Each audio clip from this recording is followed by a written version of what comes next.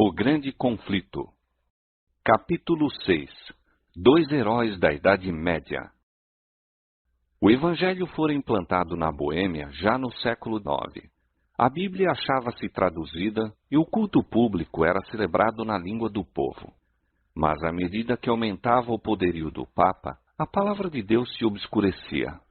Gregório VII, que tomara a si o abater o orgulho dos reis, não tinha menos intenções de escravizar o povo e, de acordo com isto, expediu uma bula proibindo que o culto público fosse dirigido na língua boêmia. O Papa declarava ser agradável ao Onipotente que seu culto fosse celebrado em língua desconhecida e que muitos males e heresias haviam surgido por não se observar esta regra. Assim, Roma decretava que a luz da palavra de Deus se extinguisse e o povo fosse encerrado em trevas. O céu havia provido outros fatores para a preservação da igreja. Muitos dos valdenses e albigenses, pela perseguição expulso de seus lares na França e Itália, foram à Boêmia. Posto que não ousassem ensinar abertamente, zelosos trabalhavam em segredo.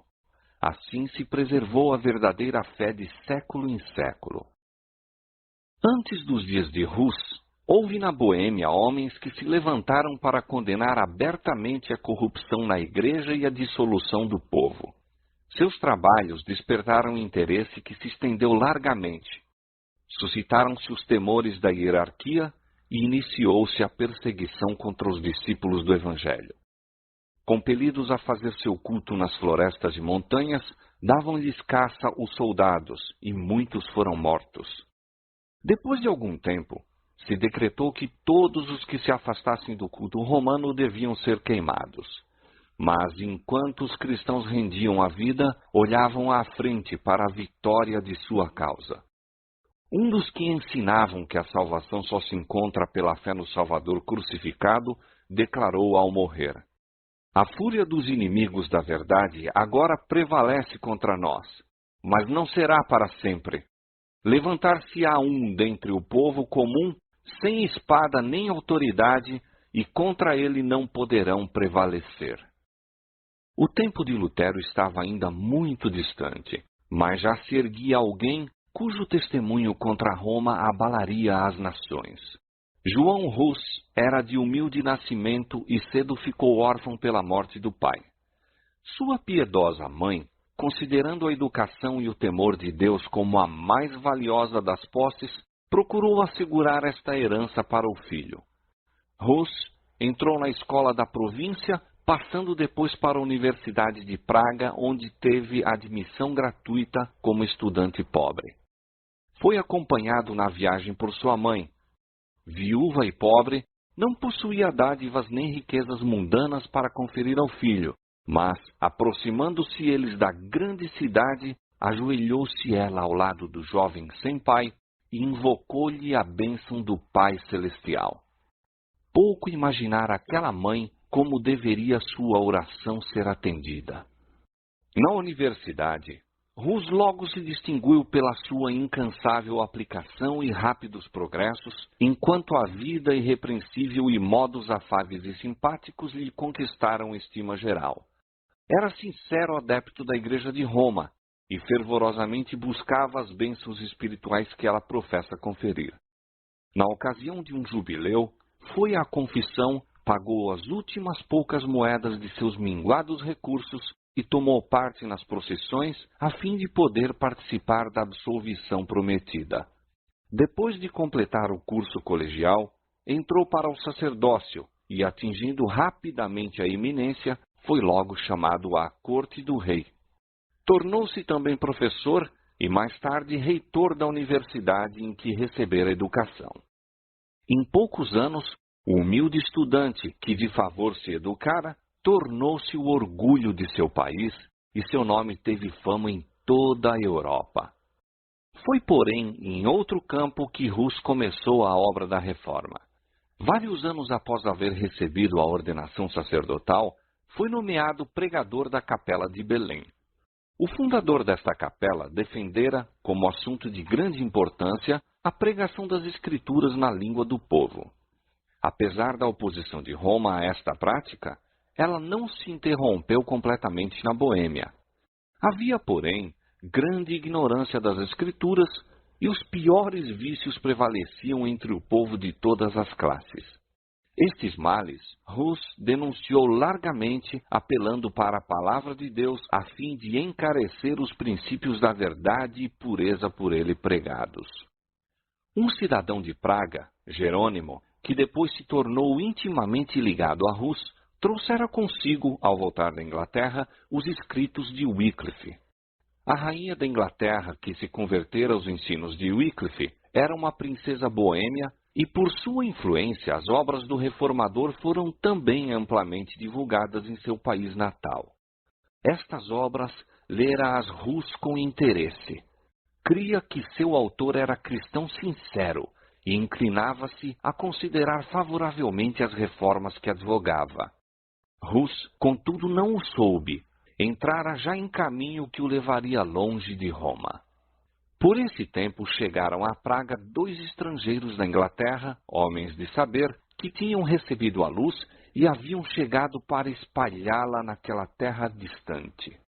Começando com um ataque aberto à supremacia do Papa, foram logo pelas autoridades levados a silenciar.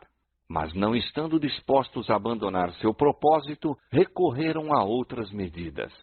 Sendo artistas, bem como pregadores, prosseguiam pondo em prática a sua habilidade. Em local franqueado ao público, pintaram 2 quadros.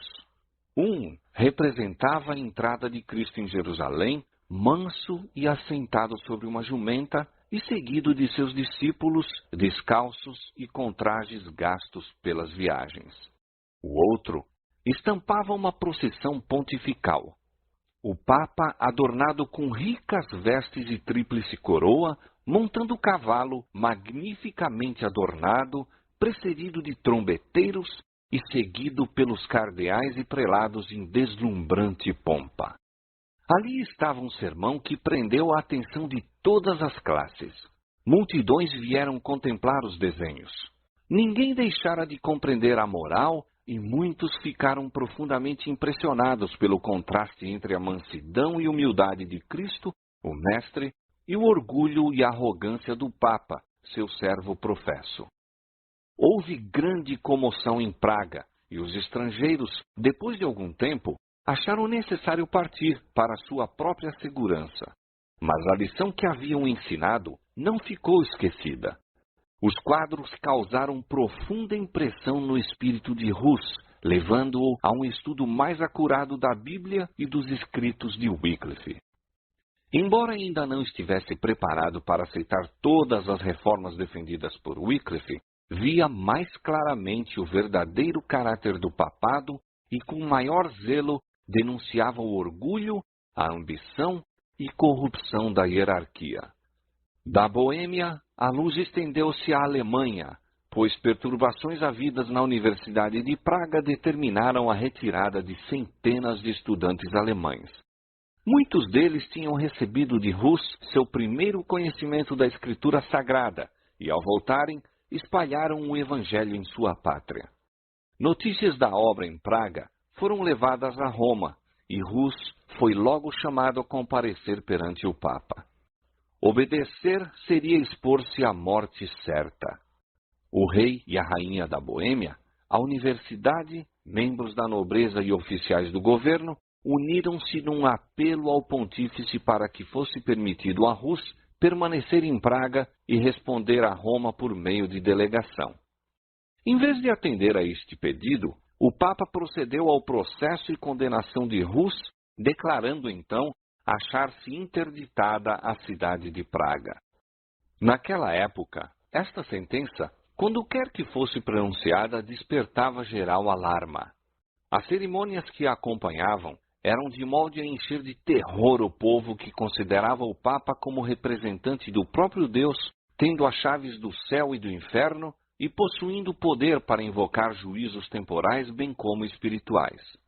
Acreditava-se que as portas do céu se fechavam contra a região atingida pelo interdito, que até que o Papa fosse servido remover a excomunhão, os mortos eram excluídos das moradas da bem-aventurança. Como sinal desta terrível calamidade, suspendiam-se todos os cultos. As igrejas foram fechadas. Celebravam-se os casamentos no pátio da igreja. Os mortos, negando-se-lhes sepultamento em terreno consagrado, eram sem os ritos fúnebres colocados em fossos ou no campo. Assim, por meio de medidas que apelavam para a imaginação, Roma buscava dirigir a consciência dos homens. A cidade de Praga encheu-se de tumulto. Uma classe numerosa denunciou Rus como a causa de todas as suas calamidades e rogaram fosse ele entregue à vingança de Roma. Para acalmar a tempestade, o reformador retirou-se por algum tempo à sua aldeia natal. Escrevendo aos amigos que deixara em Praga, disse: Se me retirei do meio de vós, foi para seguir o preceito e exemplo de Jesus Cristo, a fim de não dar lugar aos mal-intencionados para traírem sobre si a condenação eterna, e a fim de não ser para os piedosos causa de aflição e perseguição. Retirei-me também pelo receio de que os sacerdotes ímpios pudessem continuar por mais tempo a proibir a pregação da palavra de Deus entre vós, mas não vos deixei para negar a verdade divina, pela qual, com o auxílio de Deus, estou disposto a morrer. Rus não cessou seus labores, mas viajou pelo território circunjacente, pregando às ávidas multidões. Destarte, as medidas a que o Papa recorrera a fim de suprimir o Evangelho estavam fazendo com que este mais largamente se estendesse. Nada podemos contra a verdade, senão pela verdade.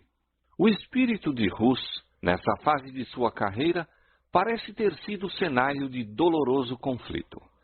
Embora a igreja estivesse procurando fulminá-lo com seus raios, não havia ele negado a autoridade dela. A igreja de Roma era ainda para ele a esposa de Cristo e o Papa o representante e vigário de Deus. O que Rus estava a guerrear era o abuso da autoridade, não o princípio em si mesmo. Isto acarretou terrível conflito entre as convicções de seu entendimento e os ditames de sua consciência. Se a autoridade era justa e infalível, como cria que fosse, como poderia acontecer achar-se obrigado a desobedecer-lhe? Obedecer, compreendia-o ele, significava pecar. Mas por que a obediência a uma igreja infalível levaria a tal situação? Era este o problema que não podia resolver. Esta a dúvida que o torturava sempre e sempre. A solução que mais justa se lhe afigurava era que havia acontecido novamente, como já antes, nos dias do Salvador, que os sacerdotes da igreja se tinham tornado pessoas ímpias. Estavam usando da autoridade ilícita para fins ilícitos. Isto o levou a adotar para sua própria orientação e para a guia daqueles a quem pregava a máxima de que os preceitos das Escrituras, comunicados por meio de entendimento, devem reger a consciência. Em outras palavras, de que Deus, falando na Bíblia, e não a igreja falando pelo sacerdócio, é o único guia infalível. Quando depois de algum tempo serenou a excitação em Praga, Rus voltou para a sua capela de Belém, a fim de continuar com maior zelo e ânimo a pregação da palavra de Deus. Seus inimigos eram ativos e poderosos, mas a rainha e muitos dos nobres eram seus amigos, e o povo em grande parte o apoiava. Comparando seus ensinos puros e elevados e sua vida santa com os dogmas degradantes pregados pelos romanistas e a avareza e devassidão que praticavam, muitos consideravam uma honra estar ao seu lado. Até aqui, Rus estivera só em seus trabalhos. Agora, porém, se uniu na obra da Reforma Jerônimo, que durante sua estada na Inglaterra aceitara os ensinos de Wycliffe. Daí em diante, os dois estiveram ligados durante toda a vida e na morte não deveriam ser separados. Gênio brilhante, eloquência e saber, dotes que conquistaram o favor popular, possuía-os Jerônimo em alto grau. Mas quanto às qualidades que constituem a verdadeira força de caráter, Rus era maior. Seu discernimento calmo servia como restrição ao espírito impulsivo de Jerônimo, que com verdadeira humildade se apercebia de seu valor e cedia aos seus conselhos. Sob o trabalho de ambos, a reforma estendeu-se mais rapidamente. Deus permitiu que grande luz resplandecesse no espírito daqueles homens escolhidos, revelando-lhes muitos dos erros de Roma. Mas eles não receberam toda a luz que devia ser dada ao mundo. Por meio destes seus servos, Deus estava guiando o povo para fora das trevas do catolicismo. Havia, porém, muitos e grandes obstáculos a serem por eles enfrentados, e ele os guiou, passo a passo, conforme o podiam suportar. Não estavam preparados para receber toda a luz de uma vez. Como o completo fulgor do sol do meio-dia para os que durante muito tempo permaneceram em trevas, fosse ela apresentada, tê-los-ia feito desviarem-se. Portanto, ele revelou aos dirigentes pouco a pouco à medida que podia ser recebida pelo povo. De século em século, outros fiéis obreiros deveriam seguir-se para guiar o povo cada vez mais longe no caminho da reforma. Persistia o cisma na igreja. 3 papas contendiam pela supremacia, e sua luta encheu a cristandade de crime e tumulto. Não contentes de lançarem anátemas, recorriam às armas temporais. Cada qual se propôs obter armas e recrutar soldados. É claro que necessitavam dinheiro, e para arranjá-lo, os dons, ofícios e bênçãos da igreja eram oferecidos à venda. Os padres também, imitando os superiores, recorriam à simonia, tráfico de coisas sagradas ou espirituais, tais como sacramentos, dignidades, benefícios eclesiásticos, etc., e à guerra para humilhar seus rivais e fortalecer seu próprio poder. Com uma audácia que aumentava dia a dia, Rus fulminava as abominações que eram toleradas em nome da religião. E o povo acusava abertamente os chefes romanistas como causa das misérias que oprimiam a cristandade. Novamente, a cidade de Praga parecia à borda de um conflito sangrento. Como nas eras anteriores, o servo de Deus foi acusado de ser o perturbador de Israel. A cidade fora de novo posta sob interdito e Rus retirou-se para a sua aldeia natal. Finalizara-se o testemunho tão fielmente dado de sua amada capela de Belém. Deveria falar de um cenário mais amplo, a cristandade toda, antes de depor a vida como testemunha da verdade. Para sanar os males que estavam perturbando a Europa, convocou-se um concílio geral a reunir-se em Constança. Esse concílio fora convocado a pedido do imperador Sigismundo por um dos 3 papas rivais, João 23. A convocação de um concílio longe esteve de ser bem recebida pelo Papa João, cujo caráter e política mal poderiam suportar exame, mesmo por prelados tão frouxos na moral como eram os eclesiásticos daqueles tempos. Não ousou, contudo, opor-se à vontade de Sigismundo. O principal objetivo a ser cumprido pelo concílio era apaziguar o cisma da igreja e desarraigar a heresia. Portanto, os 2 antipapas foram chamados a comparecer perante ele, bem como o principal propagador das novas opiniões, João Rus. Os primeiros, tomando em consideração sua própria segurança, não estiveram presentes em pessoa, mas fizeram-se representar por seus delegados. O Papa João, conquanto ostensivamente o convocador do concílio, compareceu com muitos pressentimentos, suspeitando do propósito secreto do imperador para depô-lo, receoso de ser chamado a contas pelos vícios que havia infelicitado a tiara, bem como pelos crimes que a haviam garantido. Não obstante, fez sua entrada na cidade de Constança com grande pompa, acompanhado de eclesiásticos da mais alta ordem e seguido por um séquito de cortesãos.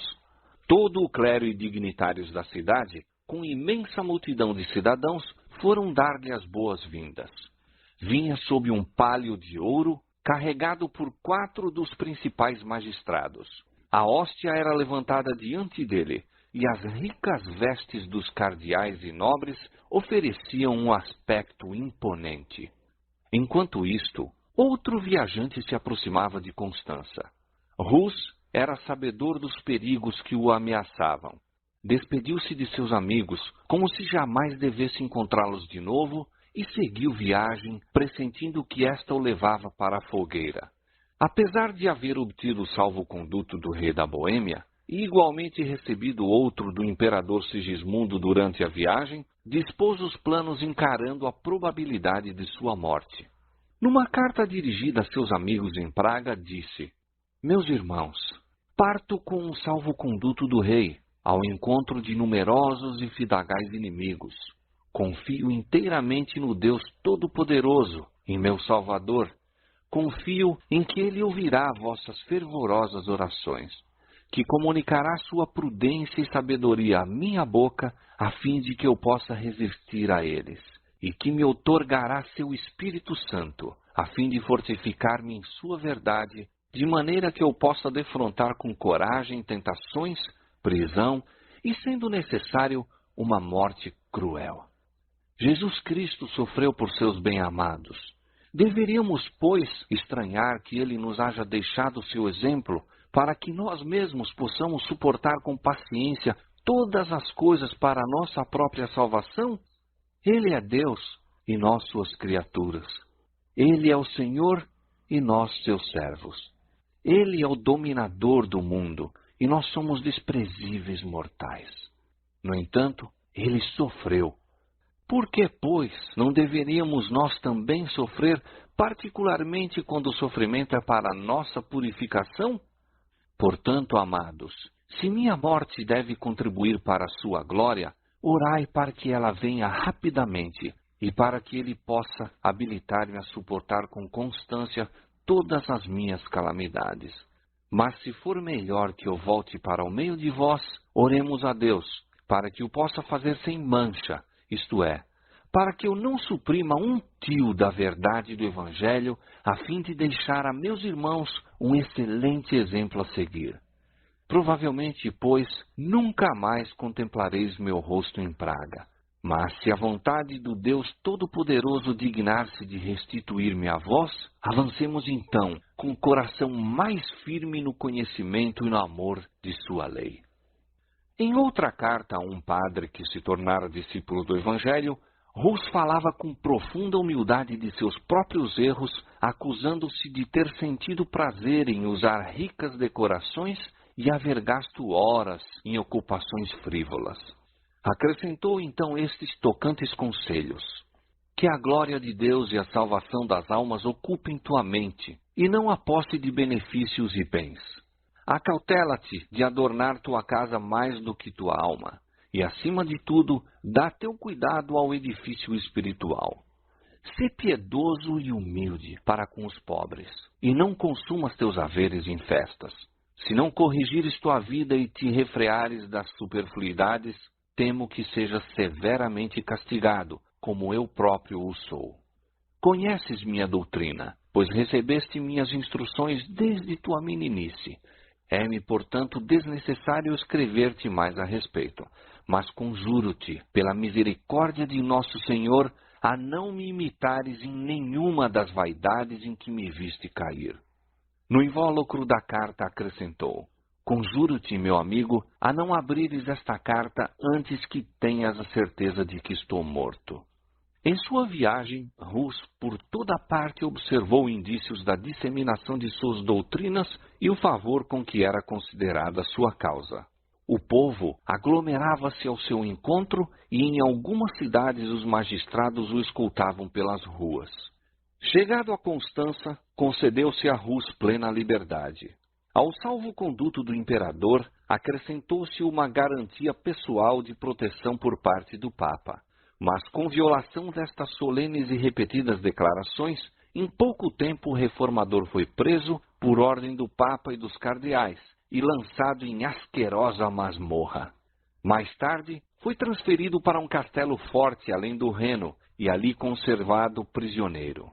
O Papa, pouco lucrando com sua perfídia, foi logo depois entregue à mesma prisão.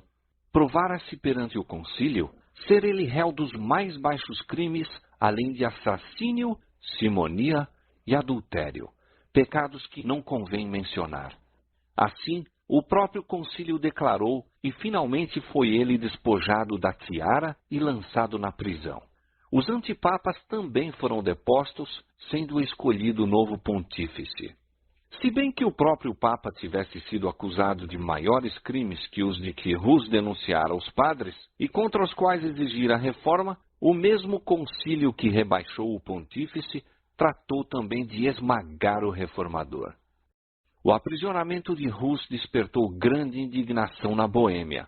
Nobres poderosos dirigiram ao concílio protestos veementes contra o ultraje. O imperador, a quem repugnava permitir a violação de um salvo-conduto, opôs-se ao processo que lhe era movido. Mas os inimigos do reformador eram maus e decididos. Apelaram para os preconceitos do imperador, para os seus temores, seu zelo para com a igreja. Aduziram argumentos de grande extensão para provar que não se deve dispensar fé aos hereges, tampouco a pessoas suspeitas de heresia, ainda que estejam munidas de salvo-conduto do imperador e reis. Assim prevaleceram eles. Enfraquecido pela enfermidade e reclusão, pois que o ar úmido e impuro do calabouço lhe acarretara uma febre que quase o levara à sepultura, Rus foi finalmente conduzido perante o concílio. Carregado de cadeias, ficou em pé na presença do imperador, cuja honra e boa-fé tinham sido empenhadas em defendê-lo. Durante o longo processo manteve firmemente a verdade, e na presença dos dignitários da Igreja e Estado, em assembleia, proferiu solene e fiel protesto contra as corrupções da hierarquia. Quando se lhe exigiu optar entre o renunciar suas doutrinas ou sofrer a morte, aceitou a sorte de mártir. Susteve-o a graça de Deus. Durante as semanas de sofrimento por que passou antes de sua sentença final, a paz do céu encheu-lhe a alma. Escreva esta carta, dizia a um amigo, na prisão, e com as mãos algemadas, esperando a sentença de morte amanhã. Quando, com o auxílio de Jesus Cristo, de novo nos encontrarmos na deliciosa paz da vida futura, sabereis quão misericordioso Deus se mostrou para comigo, quão eficazmente me sustentou em meio de tentações e provas. Na escuridão da masmorra previa o triunfo que teria a verdadeira fé. Volvendo em sonhos à capela de Praga onde pregara o Evangelho, viu o Papa e seus bispos apagando as pinturas de Cristo que desenhara nas paredes. Esta visão angustiou-o, mas no dia seguinte viu muitos pintores ocupados na restauração dessas figuras em maior número e cores mais vivas. Concluída que foi a tarefa dos pintores, que estavam rodeados de imensa multidão, exclamaram: "Venham agora os papas e os bispos, nunca mais as apagarão", disse o reformador ao relatar o sonho. "Tenho isto como certo, de que a imagem de Cristo nunca se apagará. Quiseram destruí-la, mas será pintada de novo em todos os corações por pregadores muito melhores do que eu." Pela última vez, Rus foi levado perante o concílio. Era uma vasta e brilhante assembleia. O imperador, os príncipes do império, os delegados reais, os cardeais, bispos e padres, e uma vasta multidão que acorrera para presenciar os acontecimentos do dia. De todas as partes da cristandade, se reuniram testemunhas deste primeiro grande sacrifício na prolongada luta pela qual se deveria conseguir a liberdade de consciência. Chamado à decisão final, Rus declarou recusar-se a renunciar e, fixando o olhar penetrante no imperador, cuja palavra empenhada fora tão vergonhosamente violada, declarou: "Decidi-me, de minha espontânea vontade, a comparecer perante este concílio, sob a pública proteção e fé do imperador aqui presente." Intenso rubor avermelhou o rosto de Sigismundo quando o olhar de todos na assembleia para ele convergiu. Pronunciada a sentença, iniciou-se a cerimônia de degradação. Os bispos vestiram o preso em hábito sacerdotal e enquanto recebia as vestes de padre, disse: Nosso Senhor Jesus Cristo estava, por escárnio, coberto com um manto branco, quando Herodes o mandou conduzir perante Pilatos. Sendo de novo exortado a retratar-se, replicou voltando-se para o povo: Com que cara, pois, contemplaria eu os céus? Como olharia para as multidões de homens a quem preguei o evangelho puro? Não, aprecio sua salvação mais do que este pobre corpo ora destinado à morte. As vestes foram removidas uma a uma, pronunciando cada bispo uma maldição ao realizar sua parte na cerimônia. Finalmente, puseram-lhe sobre a cabeça uma carapuça ou mitra de papel em forma piramidal, em que estavam desenhadas horrendas figuras de demônios com a palavra arquierege bem visível na frente. Com muito prazer, disse Rus, levarei sobre a cabeça esta coroa de ignomínia por teu amor, ó Jesus, que por mim levaste uma coroa de espinhos. Quando ficou assim trajado, os prelados disseram: Agora votamos tua alma ao diabo. E eu, disse João Rus, erguendo os olhos ao céu, entrego o meu espírito em tuas mãos, ó Senhor Jesus, pois tu me remiste. Foi então entregue às autoridades seculares e levado fora ao lugar de execução.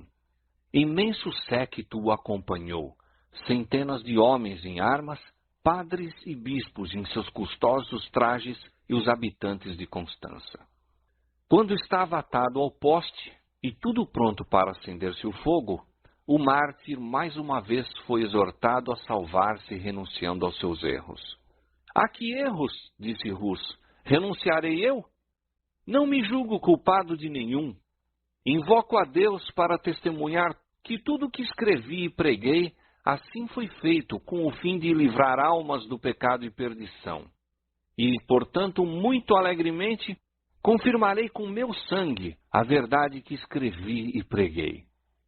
Quando as chamas começaram a envolvê-lo, pôs-se a cantar: Jesus, filho de Davi, tem misericórdia de mim.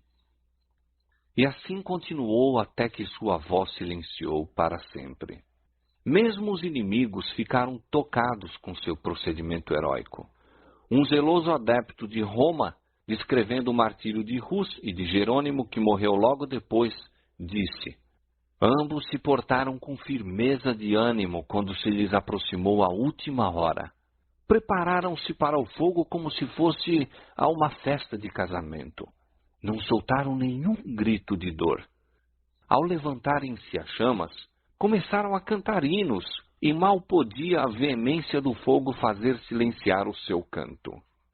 Depois de completamente consumido o corpo de Hus, suas cinzas e a terra em que repousavam foram ajuntadas e lançadas no Reno, e assim levadas para além do oceano. Seus perseguidores em vão imaginavam ter desarraigado as verdades que pregara.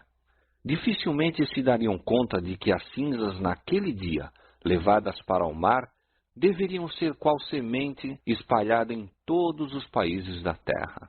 De que em terras ainda desconhecidas produziriam fruto abundante em testemunho da verdade.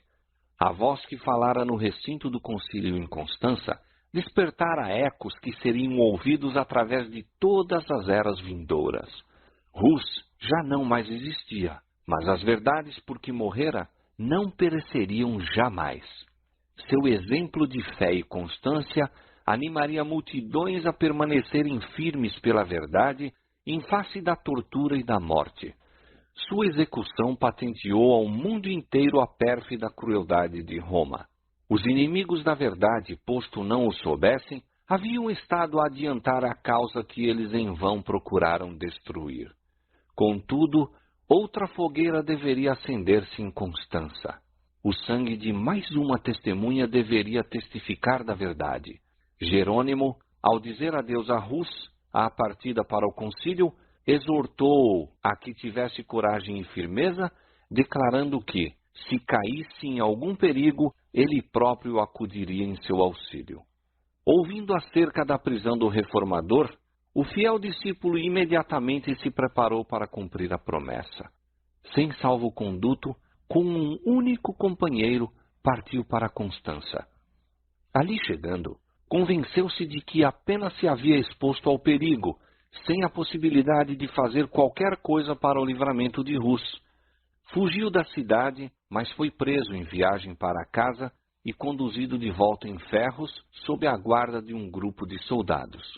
Ao seu primeiro aparecimento perante o concílio, as tentativas de Jerônimo para responder às acusações apresentadas contra ele foram defrontadas com clamores.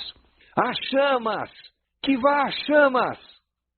Foi lançado numa masmorra, acorrentado em posição que lhe causava grande sofrimento e alimentado a pão e água. Depois de alguns meses, as crueldades da prisão causaram-lhe uma enfermidade que lhe pôs em perigo a vida, e seus inimigos, receosos de que ele se lhes pudesse escapar, trataram-no com menos severidade, posto que permanecesse na prisão durante 1 ano. A morte de Rus não deu os resultados que os sectários de Roma haviam esperado. A violação do salvo-conduto suscitara uma tempestade de indignação e, como meio mais seguro de agir, o concílio decidiu, em vez de queimar a Jerônimo, obrigá-lo, sendo possível, a retratar-se. Foi levado perante a Assembleia e ofereceu-se-lhe a alternativa de renunciar ou morrer na fogueira. A morte, no início de sua prisão, teria sido uma misericórdia à vista dos terríveis sofrimentos por que passara, mas agora, enfraquecido pela moléstia, pelos rigores do cárcere e pela tortura da ansiedade e apreensão, separado dos amigos e desanimado pela morte de Rus, a fortaleza de Jerônimo cedeu, e ele consentiu em submeter-se ao concílio. Comprometeu-se a aderir à fé católica e aceitou a ação do concílio ao condenar as doutrinas de Wycliffe e Rus, exceção feita, contudo, das santas verdades que tinham ensinado. Por esse expediente, Jerônimo se esforçou por fazer silenciar a voz da consciência e escapar da condenação. Mas, na solidão do calabouço, viu mais claramente o que havia feito. Pensou na coragem e fidelidade de Rus e, em contraste, refletiu em sua própria negação da verdade. Pensou no divino mestre a quem se comprometera a servir e que por amor dele suportara a morte de cruz.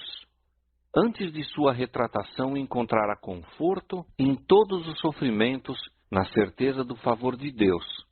Mas agora, o remorso e a dúvida lhe torturavam a alma. Sabia que ainda outras retratações haveria a fazer, antes que pudesse estar em paz com Roma. O caminho em que estava entrando apenas poderia terminar em completa apostasia. Sua resolução estava tomada. Não negaria o Senhor para escapar de um breve período de sofrimento. Logo foi ele novamente levado para o concílio. Sua submissão não satisfizera aos juízes. Sua sede de sangue, aguçada pela morte de Rus, clamava por novas vítimas. Apenas renunciando à verdade, sem reservas, poderia Jerônimo preservar a vida. Decidira-se, porém, a confessar sua fé e seguir às chamas seu irmão mártir. Renunciou à retratação anterior e, como moribundo, exigiu solenemente oportunidade para fazer a sua defesa. Temendo o efeito de suas palavras, os prelados insistiram em que ele meramente afirmasse ou negasse a verdade das acusações apresentadas contra ele. Jerônimo protestou contra tal crueldade e injustiça. Conservaste-me encerrado durante 340 dias numa prisão horrível, disse ele, em meio da imundícia, repugnante mau cheiro e da maior carência de tudo. Trazeis-me depois diante de vós, e dando ouvidos a meus inimigos mortais, recusai-vos a ouvir-me. Se sois, na verdade, homens prudentes e à luz do mundo, tende cuidado em não pecar contra a justiça. Quanto a mim, sou apenas um fraco mortal. Minha vida não tem senão pouca importância, e quando vos exorto a não lavrar uma sentença injusta, falo menos por mim do que por vós. Seu pedido foi finalmente atendido. Na presença dos juízes, Jerônimo ajoelhou-se e orou, para que o Espírito Divino lhe dirigisse os pensamentos e palavras, de modo que nada falasse contrário à verdade ou indigno de seu mestre. Para ele, naquele dia se cumpriu a promessa de Deus aos primeiros discípulos: sereis até conduzidos à presença dos governadores e dos reis por causa de mim. Mas, quando vos entregarem, não vos dê cuidado como ou o que haveis de falar, porque naquela mesma hora vos será ministrado o que haveis de dizer. Porque não sois vós quem falará, mas o Espírito de vosso Pai é quem fala em vós. As palavras de Jerônimo excitaram espanto e admiração, mesmo a seus inimigos.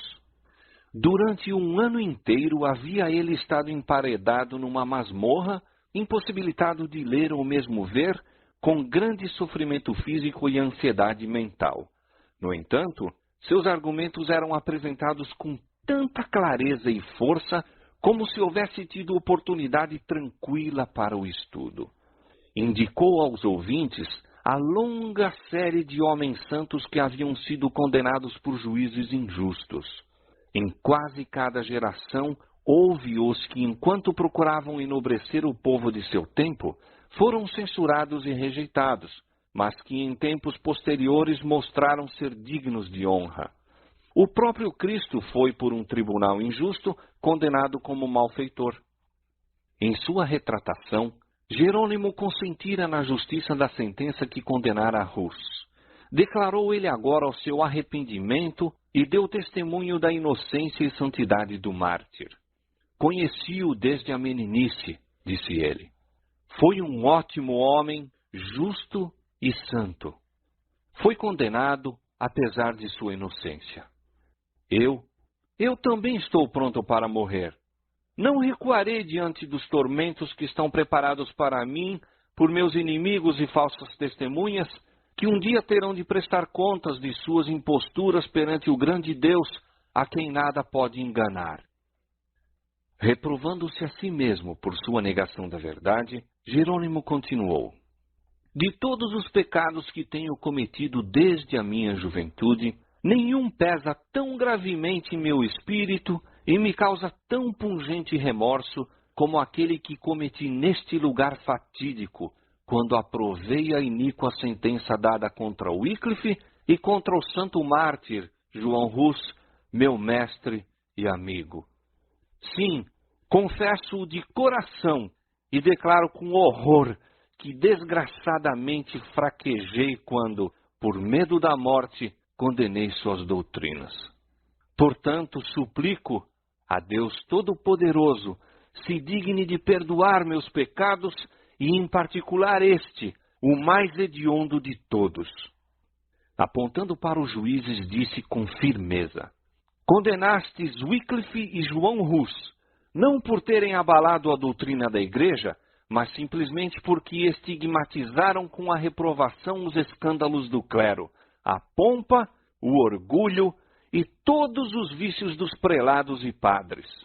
As coisas que eles afirmaram e que são irrefutáveis, eu também as entendo e declaro como eles. Suas palavras foram interrompidas. Os prelados, trêmulos de cólera, exclamaram: que necessidade há de mais prova? Contemplamos com nossos próprios olhos o mais obstinado dos hereges. Sem se abalar com a tempestade, Jerônimo exclamou: ora, supondes que receio morrer? Conservaste-me durante um ano inteiro em terrível masmorra, mais horrenda que a própria morte. Trataste-me mais cruelmente do que a um turco, judeu ou pagão, e minha carne em vida literalmente apodreceu sobre os ossos, e contudo não me queixo, pois a lamentação não vai bem a um homem de coração e espírito. Mas não posso senão exprimir meu espanto com tão grande barbaridade para com um cristão. De novo irrompeu-se a tempestade de cólera e Jerônimo foi levado precipitadamente à prisão. Havia, contudo, na Assembleia, alguns nos quais suas palavras produziram profunda impressão e que desejavam salvar-lhe a vida. Foi visitado por dignitários da Igreja e instado a submeter-se ao concílio. As mais brilhantes perspectivas lhe foram apresentadas como recompensa de renunciar à sua oposição a Roma. Mas, semelhante a seu mestre, quando se lhe ofereceu a glória do mundo, Jerônimo permaneceu firme. Provai-me pelas sagradas escrituras que estou em erro, disse ele, e o renunciarei. As sagradas escrituras, exclamou um de seus tentadores. Então, tudo deve ser julgado por elas? Quem as pode entender antes que a igreja as haja interpretado? São as tradições dos homens mais dignas de fé do que o evangelho de nosso Salvador? Replicou Jerônimo. Paulo não exortou aqueles a quem escreveu a escutarem as tradições dos homens, mas disse, esquadrinhai as escrituras. Herege, foi a resposta. Arrependo-me de ter me empenhado tanto tempo contigo. Vejo que és impulsionado pelo diabo. Sem demora, se proferiu sentença de morte contra ele. Foi levado ao mesmo local em que Rus rendera a vida. Cantando, fez ele esse trajeto, tendo iluminado o semblante de alegria e paz. Seu olhar fixava-se em Cristo e a morte para ele havia perdido o terror. Quando o carrasco, estando para acender a fogueira, passou por trás dele, o mártir exclamou, venha com ousadia para a frente. Ponha fogo à minha vista. Se eu tivesse medo, não estaria aqui. Suas últimas palavras proferidas quando as chamas se levantavam em redor dele foram uma oração. Senhor, Pai Todo-Poderoso, exclamou, tem piedade de mim e perdoa meus pecados, pois sabes que sempre amei tua verdade. Sua voz cessou, mas os lábios continuaram a mover-se em oração. Tendo o fogo efetuado a sua obra, as cinzas do mártir, com a terra sobre a qual repousavam, foram reunidas e, como as de Rus, lançadas no Reno. Assim pereceram os fiéis porta-luzes de Deus. Mas a luz das verdades que proclamaram, luz de seu exemplo heróico, não se havia de extinguir. Tanto poderiam os homens tentar desviar o sol de seu curso, como impedir o raiar daquele dia que mesmo então despontava sobre o mundo. A execução de Rus acendera uma chama de indignação e horror na Boêmia. A nação inteira compreendia haver ele tombado vítima da perfídia dos padres e traição do imperador. Declarou-se ter sido ele um fiel ensinador da verdade, e o concílio que decretou sua morte foi acusado de crime de assassínio. Suas doutrinas atraíam agora maior atenção do que nunca. Pelos editos papais, os escritos de Wycliffe tinham sido condenados às chamas.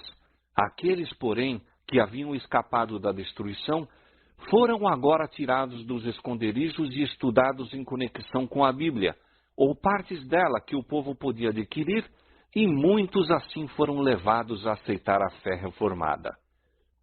Os assassinos de Rus não permaneceram silenciosos a testemunhar o triunfo que alcançava a causa do reformador.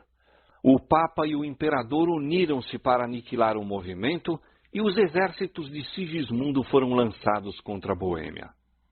Surgiu, porém, um libertador. Ziska, que logo depois do início da guerra ficou completamente cego e que, no entanto, era um dos mais hábeis generais de seu tempo, foi o chefe dos boêmios. Confiando no auxílio de Deus e na justiça de sua causa, aquele povo resistiu aos mais poderosos exércitos que contra eles se poderiam levar.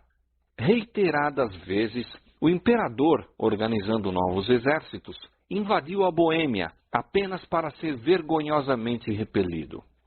Os russitas ergueram-se acima do temor da morte e nada poderia resistir a eles. Poucos anos depois do início da guerra, o bravo Ziska morreu, mas seu lugar foi preenchido por Procópio, que era um general igualmente bravo e hábil e, em alguns sentidos, dirigente mais destro. Os inimigos dos boêmios, sabendo que morrera o guerreiro cego, conjeturaram ser favorável a oportunidade para recuperar tudo o que haviam perdido. O Papa proclama, então, uma cruzada contra os russitas, e novamente uma imensa força se precipitou sobre a Boêmia, mas apenas para sofrer terrível desbarato. segue-se outra cruzada. Em todos os países papais da Europa, reuniram-se homens, dinheiro e munições de guerra. Congregavam-se multidões sob o estandarte papal, seguras de que afinal se poria termo aos hereges russitas. Confiante na vitória, a numerosa força entrou na Boêmia. O povo arregimentou-se para repeli-la. Os dois exércitos se aproximaram um do outro até que apenas um rio se lhes interpunha. Os cruzados constituíam força grandemente superior, mas em vez de se arremessarem através da torrente e travar batalha com os russitas a quem de longe haviam vindo a combater, ficaram a olhar em silêncio para aqueles guerreiros. Então, subitamente, misterioso terror caiu sobre os soldados. Sem desferir um golpe, aquela poderosa força debandou e espalhou-se, como se fosse dispersa por um poder invisível. Muitos foram mortos pelo exército russita, que perseguiu os fugitivos, e imenso despojo caiu nas mãos dos vitoriosos, de maneira que a guerra, em vez de empobrecer os boêmios, os enriqueceu. Poucos anos mais tarde, sob um novo papa, promoveu-se ainda outra cruzada. Como antes, homens e meios foram trazidos de todos os países papais da Europa. Grande foi o engodo apresentado aos que se deveriam empenhar nessa perigosa empresa. Assegurava-se a cada cruzado perdão completo dos mais hediondos crimes. A todos os que morressem na guerra era prometida preciosa recompensa do céu, e os que sobrevivessem haveriam de colher honras e riquezas no campo de batalha. De novo, se reuniu um vasto exército, e atravessando a fronteira entraram na Boêmia. As forças russitas recuaram diante deles, arrastando assim os invasores cada vez mais longe para o interior do país e levando-os a contar com a vitória já alcançada. Finalmente o exército de Procópio fez alto e, voltando-se para o inimigo, avançou para lhe dar batalha. Os cruzados, descobrindo então o seu erro, ficaram no acampamento esperando o assalto. Quando se ouviu o ruído da força que se aproximava, mesmo antes que os russitas estivessem à vista, um pânico de novo caiu sobre os cruzados. Príncipes, generais e soldados rasos, arrojando as armaduras, fugiram em todas as direções. Em vão o núncio papal, que era o dirigente da invasão, se esforçou para reunir suas forças possuídas de terror e já desorganizadas. Apesar de seus enormes esforços, ele próprio foi levado na onda dos fugitivos. A derrota foi mais completa e novamente um imenso despojo caiu nas mãos dos vitoriosos. Assim, pela segunda vez, vasto exército, enviado pelas mais poderosas nações da Europa, uma hoste de homens bravos e aguerridos, treinados e equipados para a batalha, fugiu, sem dar um golpe, de diante dos defensores de uma nação pequena e até ali fraca. Havia nisso uma manifestação do poder divino. Os invasores foram tomados de pavor sobrenatural. Aquele que derrotou os exércitos de Faraó no Mar Vermelho, que pôs em fuga os exércitos de Midian diante de Gideão e seus 300, que numa noite derribou as forças do orgulhoso assírio, de novo estendera a mão para debilitar o poder do opressor. Eis que se acharam em grande temor, onde temor não havia, porque Deus espalhou os ossos daquele que te cercava. Tu os confundiste, porque Deus os rejeitou. Os líderes papais, perdendo a esperança de vencer pela força, recorreram finalmente à diplomacia. Adotou-se um compromisso mútuo, que, se bem que pretendesse conceder liberdade de consciência aos boêmios, realmente traindo-os, entregava-os ao poder de Roma.